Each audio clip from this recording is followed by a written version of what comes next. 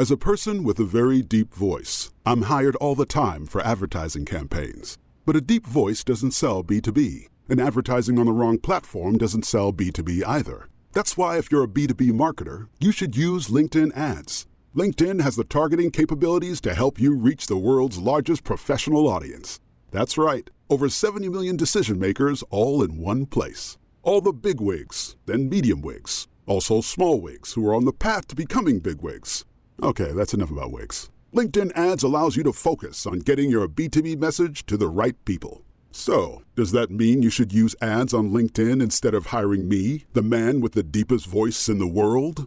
Yes. Yes, it does. Get started today and see why LinkedIn is the place to be to be. We'll even give you a $100 credit on your next campaign. Go to linkedin.com/MPN to claim your credit. That's linkedin.com/MPN. Terms and conditions apply. Entrepreneurs Enigma is a podcast for the ups and downs of entrepreneurship.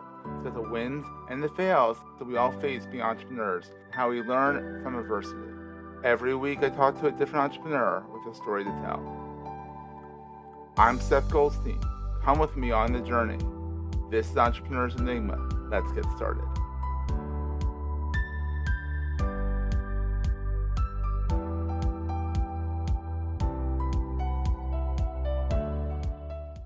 Hey, everybody. Welcome to another edition of the Entrepreneurs Enigma podcast. As always, I am your host, Seth. Today, I have Kristi Mitchell, who is a marketing strategist, marketing extraordinaire. She hails from northwestern New York. She's pretty much she's closer to Canada than she is to New York City. She's pretty much in Rochester. Let's go. People know where Rochester is. It's not that, whatever. But she doesn't say out or about. She sounds like an American. So nothing wrong with out and about, but it's that's you can always tell Canadian when they say out and about. So anyhow, I digress. She specializes in working with service-based business owners who have relied on referrals and word of mouth to get where they are today. They know in order to take their businesses to the next level, they actually need to think strategically about their marketing efforts.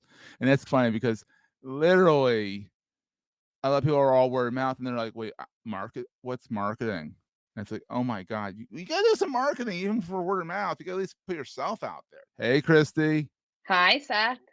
How's it going? How's the weather up in the great Northwest New York? It's beautiful today. The sun is shining. We're not getting the wildfire smoke from Canada. Yeah, thanks, so Canada. Nice. Thanks, yeah, Canada. I know. I just going on the whole Canadian. I do love Canada. I know, but you're also close. I mean, you can go there for a date night. Yes. Yeah, not too far. That's kind of wild. I think it's wild. Going to a different state for me, like going to Jersey is as far as it is from you to Canada. Yeah, we're very lucky. To me. It's bizarre to me. Well, in the Niagara Falls is like one of the 7 wonders of the world, right? And that's right up the throughway, not far. Oh my God, that's awesome. Niagara on the Lake is a gorgeous place. So it's not a travel podcast. Not a travel podcast. Yes. Okay. We won't talk about wine and we love Canada. I love Canada. And most of them are very nice. So that's kind of their stereotype is that they say sorry all the time as a punctuation. We don't. We say F you. We're just Americans. See, I would say I'm more Canadian in that way. I think we're friendlier here in Rochester than. Oh, it rubs off because you're so close. Exactly. Yes. Exactly. Yeah. So, Kristi, how did you get started? I know when we talked way back when we first talked about getting on the show, you worked in academia in like the marketing department and stuff. Too, I did. Right? Yeah. I remember stuff. You do. That's a great memory because you talked to a lot of people. So I did. I worked in higher education for 8 years. I did a lot of program management with a little bit of marketing at the beginning. And then I really transformed my position to be extremely marketing focused in the time that I was there because that's what I was drawn to. And then that's also where you got your MBA, right? You got it while you were working there. I did, yeah, because I figured higher ed doesn't pay that great. So you might as well take advantage of the benefits. And so I got my MBA while I was there. Why not? And and they want you to. They want you because then you're going to talk up the university. Yes. I'm a very loyal alum. What's that? Where'd you go? Rochester Institute of Technology. Ooh, we got smarty pants on our hands. Yeah. Yeah, it's a great school. Yeah, RIT is great. And you get it's actually as snowy as MIT too. So you still get the snow, you get the technology. It's great. So yeah. Then you escaped. So you didn't escape the corporate person, the corporate man. You escaped the academic man and person. Well, Oh, I what left. did you do? Did you transition to? I did do the corporate thing for a little bit. Yes. Oh, Yes. what did you do there? I worked in financial services in marketing, but I supported a sales team that was selling financial services into actually higher education. That's why they were interested in me. That's Oh, why I got that's clever. So recruited to you work kind of there. still were. You were so kind of in higher ed Yeah. adjacent. We're going to take a quick break, hear from our sponsors, and get right back to the show. B2B marketers, get ready. The world's leading B2B marketing expo is returning to the Los Angeles Convention Center September 20th and 21st. This is the world's leading event for marketing solutions and innovation, and tickets are free. Join thousands of marketing professionals just like you to learn from over 100 industry expert speakers, educational masterclasses, and over 150 exhibitors. Hear keynotes from Amazon Music, Google, Netflix, Twitch, and Uber. It's September 20th and 21st at the Los Angeles Convention Center. Free tickets. Go to bit.ly/MPNB2B to register. That's bit.ly, bit.ly/MPNB2B. The Marketing Podcast Network is a proud partner of the B2B Marketing Expo for 2023. We'll see you in LA. Yes. Yeah. But in financial services, that was like, corporate thing, being part of a bigger marketing team, which I had never had in higher ed because I worked in a really small department. So it was an interesting experience, and it was not for me. No, and then you went on your own. And how long have you been on your own for? 4.5 years. Oh, you're almost at the 5-year mark. How's it I go? know. I'm so excited. I want to do something big. Throw a party. Throw a LinkedIn party. Well, it's funny because my husband is turning 40 the same month of my anniversary, my business anniversary. Big So party. we're planning a trip anyway. So I guess I'll just tell him, I want a day to celebrate me. It's exciting. 5 years. They talk about in entrepreneurship and small businesshood. I guess I'm making a word up there. But they say that if you last the first year and then the first 3 years, the next milestone is 5. After 5, you're probably stuck. You're probably going to go the distance. And I say stuck because you're at 5 years. Stuck in a good way. Stuck in the good way, but no one's going to want to hire you after that either. It's kind of the thing because you're so set in your ways on how you do it that I'm 15 years into my journey. And I look at this and I'm like, I'm kind of unmoldable now. Been through the kiln, to use the pottery analogy. I've been kind of set. And it's a good thing because you can think outside the box on your own terms, which is kind of nice. Yes, because you being set in your ways still brings immense value to companies who want to hire you because they don't know your perspective. Exactly. And I think now more than ever, companies are realizing that they can't, if they want quality, they have to put up with people that are stuck in their ways. Or they get my whole thing is I do digital marketing strategy. I don't do the implementation because I'm too expensive to do the implementation. You only post in your Instagram photos. I always say hire a kid right out of college who has to enter the circle where you have to get the job to get the experience, but you need the experience to get the job. Yes. So that's interns are wonderful. Interns, junior marketing strategists, any one of those titles works well. Yes. So what is your sweet spot in marketing? You say service-based business owners. Yeah. What service-based business owners do you like the most? Because that's a big term. Or is that hard? Or is that picking your favorite child? No, I can do it. I only have one child, so it's. Oh, you have a favorite child. So there you go. I do. Well, if you count the dog too, then I guess there's 2. Yeah, but they're different. They're different enough. Yes, they are different. So my favorite type of business owners to work with are coaches, consultants, solopreneurs who are good at writing and they want to write their own content. They are rolling up their sleeves. They're doing all of their own marketing. And they've usually DIY'd their website. They're dabbling in social media. They've written some emails. See, all that was just good. When I hear DIY your website, I'm like, oh no. Oh no. Some of them aren't bad. They're not horrible. Some of them are I have to admit, some of them are surprisingly halfway decent. Yes. So I enjoy working with those people because at the end of the day, you started this conversation introducing me, they're really relying on referrals and network to build their business. They've been doing kind of a little bit of marketing here and there on their own, and they know that they need help, but they're not necessarily at that point of wanting to outsource it all, or maybe being financially at the point of being able to outsource it all. So that's why we're a really good fit to work together, because I don't execute like you. I stay on the strategy and the planning side, but I really enjoy teaching. So I really kind of guide them and teach them and show them the ropes. And scream at them when they do something stupid, Yes. Yeah. how to really bring strategy to your marketing. So it's not these kind of like haphazard things all over the It's place. so important. And I'm so bad. I do it for everyone else, but I'm so bad. My mind's so haphazard. I'm like, oh, let me talk about Instagram threads today. Let me talk about this today. I'm like, Yeah. I'm like, what is that? It's not, yeah, it is kind of the shoe cobbler's dilemma where it's like your own brand isn't as strong as your client's brand because you're so busy working on your client's brand. Yes. I've been doing a much better job at that, I will say. And I have to admit, of all the people, you've done a really good job. I really like what you're coming up with. I love when I get a compliment from somebody like about my like consistency with like my brand colors or like my content on LinkedIn or whatever it is. And I'm like, all right, I'm not at that cobbler's shoes kids stage of business. I'm like taking it to that next level. My thing is I'm very stuck on my brand colors. It's the Entrepreneurs Enigma orange and it's the blue that's next to people who are watching the video, the clip or whatever we're talking about here. The blue. I have a very specific. People always ask what my favorite color blue is. It's 003366. That is my favorite color blue of all time. Oh my God, I need to look that up because I almost wonder if that was the color of the brand color at the financial services company that I worked with. Because that sounds really familiar. It's very specific. I found it, and I like the number. It's 003366. It's the hexadecimal. Oh no, it's not. Yeah, so that's more of like a navy. It's a navy, but there's some gray. It's very subtly gray.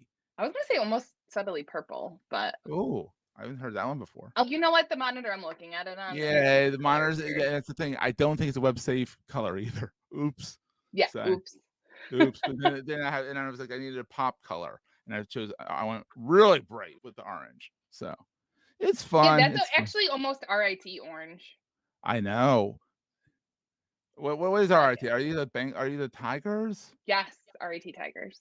Yeah, because if you're gonna be orange, it kind of makes sense to be that. Yeah. I have RIT stuff. Oh, I have a pennant on my wall that says Tigers. Yeah, I have my University of Delaware's pennant up there somewhere. Proud blue. It's funny too. You mentioned the brand colors because normally I'm wearing a shirt that like falls in my brand colors and I normally like match the painting, but today I didn't. I went. You look very nice. So there you go. So what is the best thing about being an entrepreneur? Because you've done the academic, you've done the corporate / adjacent academic. Now you're doing your own thing. You're almost at 5 years. What do you love about being an entrepreneur? I love being able to constantly pursue work that feels super fulfilling and exciting to me. And not just having to deliver things that other people need from me. Like I get to constantly evolve my offerings in ways that feel good to me, that feel like I'm fully supporting my audience, and also in ways that I'm excited to show up, not feeling like, oh, I got to do this again. Absolutely. And that's what you start to see at 5 years. Is that like at the first year, you're like, I'll take anything. Yeah. Started. 3 years, you're like, I'll take almost everything. And at 4 or 5 years, you're like, I can be a little picky now because I feel like you grow up and you kind of figure out what you want to be when you're a grown marketer on your own kind of thing. Or a grown up entrepreneur on your own. You figure out what you want to be and who you are. Whereas when you first start out, you're like, I'm just starting out. I need to get my feet wet. Lots of gray area. Yeah. And lots of gray in my case. That too. So what keeps you up at night? What's the scariest thing about being an entrepreneur? What keeps me up at night is, I'll be totally transparent, it's my to-do list. I'm at that point, which I think is probably normal for that 4 to 5 year range. Like I have a VA now. I'm like starting to outsource some things. There are other things I need to get off my plate. Yeah. That's my current struggle, is like really trying to define what is it that I have to do and what is it that I need to find help for to offload. I love that. I'm 15 years into it and I still need to find a VA. I'm very particular. I edit these podcasts. Really? Oh, I'm too particular or not particular enough. But if there's a gaffe in it, I'm gonna try to stream it myself than stream it someone else because. Well, that's nice of you to save somebody that trouble. Yeah, I need to sit down and do the systems a little bit more. I need to kind of document. It's all up here, and that's not always up in their brain and that kind of thing. So what is the most important thing to carry with you all the time? In marketing or running your business in general? I think patience. Ooh, that's which is kind of ironic for people who know me, for me to be saying that. How so? I just think about I'm a doer. Okay, we talked, right? Like I'm not a New York City like hustle bustle kind of person, but I lived in the South for a little bit after growing up in Rochester, and I really The realized South of how New much York or the South? South. I lived in Charleston, outside of Oh, Charleston, South Carolina. you went south. Yeah, yeah, yeah. So like down there, I might as well have been a New York City person Oh, because gotcha. they're like, whoa, your pace is like really fast. You talk fast. You get things Mhm. done. That is my nature. I'm just like a get things done kind of person. Yeah. And I think I've realized a lot that I need more patience in my business when it comes to figuring out those evolutions of like, well, maybe I want to offer a new service and maybe I want to stop offering this, but like taking the time to really think through it and not being like, okay, I'm just going to make a decision and like, let's go forward and let's do it. Having patience in that way. And also, especially on the marketing side, and this is one of those like practice what you preach kind of things, Yeah. is I always tell my clients, like, these are the things that you need to do to build your brand and to attract new people and to nurture your Mhm. audience over time. You can't expect that to turn into business tomorrow. You Oh, have God, to no. think of the analogy of planting seeds and nurturing them, Mhm. and eventually they will, give you the fruits that you're looking for. So patience in that way, I think, is really important as a business owner too. Oh, absolutely. And I think one of the biggest parts of that is that everyone's like, "Oh, Kristi, she's rocking it right now." You've been at it for 4 years. And Yeah. prior to that, I mean, you have a lot more experience before that in it. So, I mean, it's not an Yeah. overnight success. And I say this on every episode. People are probably sick of me saying this. Overnight successes are years in the making. Mhm. And, you're still working on your overall, "I'm killing it. Yay!" I mean, you have Right. 5 years is like, that's a big milestone. And it sneaks and it literally, when Yeah. I think back to Goldstein, me, my first 5 years were rough. Then my son was born. I got a then I got a corporate job for a year and a half. Realized I can't stay in corporate. I went back Yeah. on my own, and the rest is history. So it's been 15 years with a quick foray into corporate America just to test the waters. Mhm. Oh god, that was brutal. Yeah. Oh, so bad. Some people are made for corporate. I wasn't. Whose Same. backside you have to kiss at what time of day? It's like, "Oh, don't talk to Joe because they're cranky in the morning." I don't care if Joe's Yeah. cranky in the morning. If I need to talk to Joe, I'm gonna talk to Joe. People are This is why crazy. we get along, Seth. I know, because it's kinda like, oh, it's sadistic. Yeah. It is. Yeah, So, I couldn't Kristi, play the corporate games. It wasn't for no, me. it wasn't that. Actually, can I tell you a quick funny Yeah, story? please. So I got together with my old boss from when I worked in higher ed shortly after I left the corporate thing. Yeah. And he still we still stay in touch. He's a mentor of mine. I I love absolutely it. adore him. And I said he ruined me for all other bosses. So we went out to go get breakfast after I told him I left my corporate thing and I was starting Yeah. my own thing and let's go get breakfast. And one of the first things he said to me was, "So what happened? Were you a little too outspoken?" I was like, "Actually, yes. That is exactly." You didn't fall into the cookie cutter, "Yes, ma'am. Yes, sir. Yep. Yes, Yes. person" I thing, did yeah. not fit the mold. No, I was always like, "We have to get this done now, Hmm. and I don't care that you have a to-do list ahead of me, we're getting this done now." Yes. Not a good thing. I worked for a subsidiary of Merck, so a subsidiary of a pharma company. Mm. They don't move fast. I was gonna say there's got to be lots of process there. Of course, Process, red COVID, tape. to their credit, COVID, they moved pretty fast in the vaccines, but that's shockingly fast for pharma. Right. I Right. mean, that was, like, really fast, and but this subsidiary, we did not move fast, and I was like, "Oh my god, we need to move fast." So, where can people find you online, Kristi? Where is your watering hole of choice?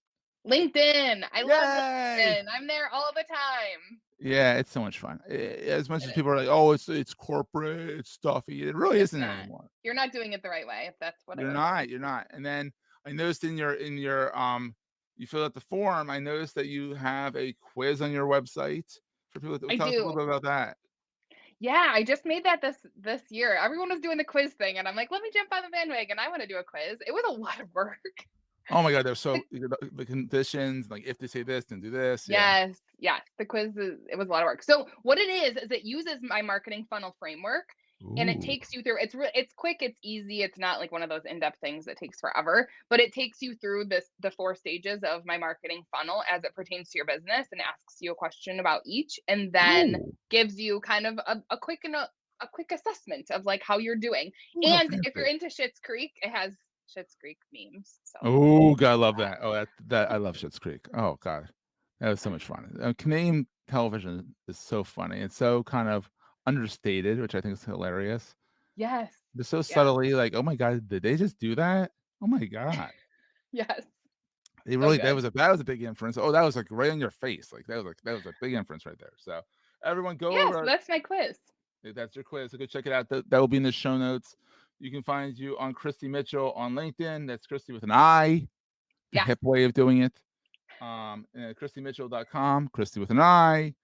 And she even has a free resource library. Ooh, how I fancy. do. Yeah, I just created that this year too. Oh, It's on you've MemberVault. been busy. I have. Oh my gosh, yes, I've been very busy. So it's on MemberVault. There's a whole bunch of resources in there. I just had Ooh. someone tell me, they're like, I just wanted to tell you I really appreciated that your free resource library was actually free. I'm like, is that a I would be thing? Do people surprised. really People are say like, it's free? Oh my God, I don't get that. no, It's people actually beating the free. people, but do you ask for an email address? Yes. See that's free. But a lot of people Yeah. are like, then there's always an upsell somewhere. And that's what Yeah, I people haven't always built my funnel yet for that. Haha, it's coming. Dum dum dum. It'll be there maybe by It'll next be year. there. It'll be there. But it's still free resources are great, and that's what. Yeah, there's like technology tools that I use because I get asked about that a lot. There's Mm-hmm. LinkedIn tips, tutorial videos, that kind of thing. That's awesome. Oh, great, Yeah, Kristi. I'm so glad we got you on. I am too. This was fun. Yes, and we'll see everyone next time. That was a great show. If you're enjoying Entrepreneurs Enigma, please review us in the podcast directory of your choice. Every review helps other podcast listeners find our show. If you're looking for other podcasts in the marketing space, look no further than the Marketing Podcast Network at marketingpodcasts.net.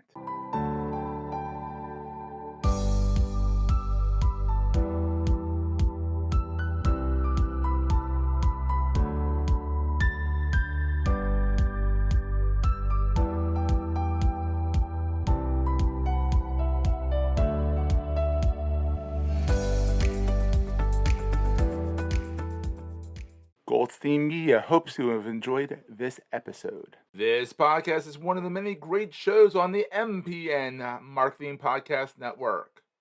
You may know you're listening to this show along the Marketing Podcast Network, but did you know there are other great shows on MPN to help your business? Tim Hines hosts a great podcast called the Marketing Starter Podcast. Tim, tell these fine folks what they're going to get when they listen. They're going to get great insights on how marketers can take an entrepreneurial attitude to what they do in marketing to be a little bit more successful. So I interview top marketers from all around the world, and heck, even some that are bottom and middle. It's really about marketers who embody the entrepreneurial spirit to be the best that they can be. Awesome. Where can people subscribe? They can, of course, subscribe on marketingpodcast.net, but they can also search for the show on all their favorite podcasting platforms, as well as visiting my website, which is tnhines.com/podcast. You heard him. Go subscribe. This podcast is heard along the Marketing Podcast Network. For more great marketing podcasts, visit marketingpodcasts.net.